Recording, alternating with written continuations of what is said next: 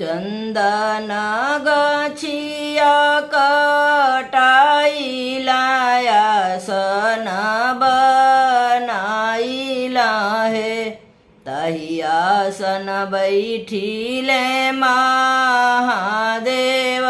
डमरू बजाइले हो तही आसन बैठिले महादेव डमरू बजावेली हो कहीं देखी हंसले हरिसियात कहीं देखी कलसवान हो कहीं देखी हंसेली महादेव डमरू बजावेली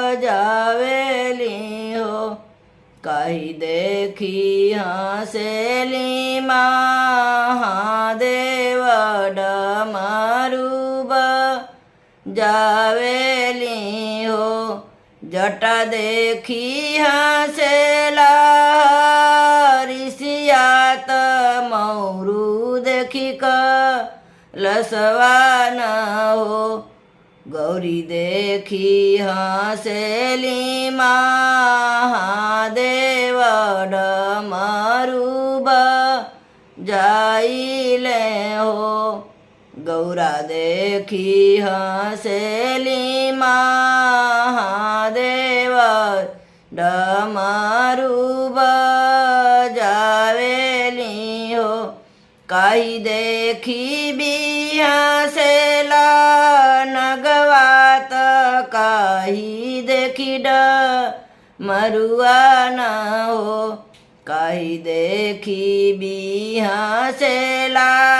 बस हाथ माने माने हंसेला हो कहीं देखी भी हंसेला बस हाथ माने माने हंसेला हो रूप देखी भी हंसेला नगवात भाव देखी डमरुआन हो जोड़ी देखी भी हंसेला सहवात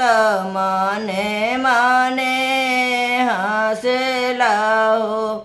जोड़ी देखी भी हंसेला सहवात रही रही बलैया मांगे।